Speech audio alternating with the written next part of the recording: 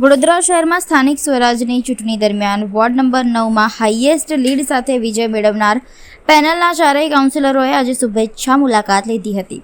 Ward number 9માંથી ભવ્ય જીત નોંધાવનાર ચારેય કાઉન્સિલરોએ નવીન કલેક્ટર કચેરી સ્થિત સાંસદ કાર્યાલય ખાતે મુલાકાત કરી હતી. આ પ્રસંગે વડોદરાના સાંસદ ડોક્ટર હેમાંગ જોશીએ તમામ વિજેતા ઉમેદવારોને સારંગપુર હનુમાનજીની ફોટો ફ્રેમ અર્પણ કરી શુભેચ્છાઓ પાઠવી હતી. સાંસદ દ્વારા આશા વ્યક્ત કરવામાં આવી હતી કે ચારેય કાઉન્સિલરો મળીને વિસ્તારમાં વિકાસના કાર્યોને વધુ વેગ આપશે અને જનતાની અપેક્ષાઓ પર ખરા ઉતરશે. આ મુલાકાત દરમિયાન વોર્ડ નંબર 9ના યુવા કાઉન્સિલર શ્રીરંગ રાજેશ આયરે, કાઉન્સિલર પરેશ બ્રહ્મભટ્ટ, સુરેખા ચૌહાણ અને દક્ષિતા રાય ઉપસ્થિત રહ્યા હતા. તમામે સાંસદ સાથે મુલાકાત કરી વિકાસલક્ષી મુદ્દાઓ પર ચર્ચા કરી હતી. સમગ્ર વડોદરા શહેરની અંદર જ્યારે થોડાક દિવસો પહેલાં જ્યારે વડોદરા મહાનગરપાલિકાની જ્યારે ઇલેક્શન હતું અને એ ઇલેક્શનની અંદર જ્યારે સમગ્ર વડોદરા શહેરની અંદર ભગવો લહેરાયો છે અને તમામ સીટો પર 6 સીટોને છોડતા તમામ સીટો પર જ્યારે ભારતીય જનતા પાર્ટીનો ભવ્ય વિજય થયો છે ત્યારે અમારા જે વોર્ડ નંબર 9 છે અમે ચારેય ઉમેદવાર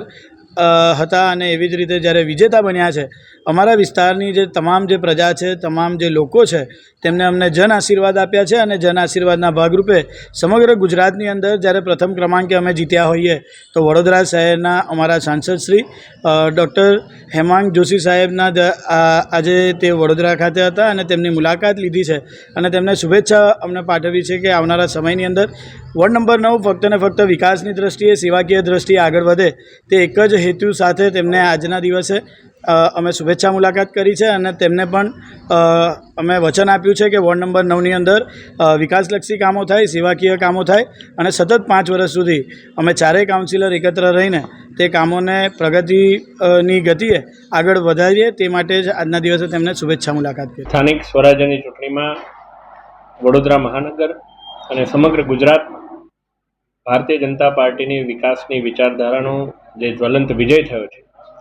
ત્યારે આજે તમામ વોર્ડના વિજેતા ઉમેદવારોને મળવાનો સિલસિલો યથાવત છે. તમામ જે વિજેતા ઉમેદવારો છે એમને સાથે મળી, સંગઠનના વોર્ડના પ્રમુખ એમને મળી અને આવનારા દિવસોની અંદર જનતાએ જે કોઈ અપેક્ષા રાખી અને ભારતીય જનતા પાર્ટીના આશીર્વાદ આપ્યા છે એ ચૂંટાયેલી પાંખ અને સંગઠન સાથે મળી અને ખૂબ સારું કાર્ય કરે એ બાબતે એમને શુભકામનાઓ પણ પાઠવી છે અને સૌ સાથે મળી અને વિકસિત વડોદરાથી વિકસિત ગુજરાત અને વિકસિત ગુજરાતથી વિકસિત ભારતના સંકલ્પને સાકાર કરવા માટે કટિબદ્ધ થઈએ એ બાબતે સૌને સંકલ્પબદ્ધ કર્યા છે.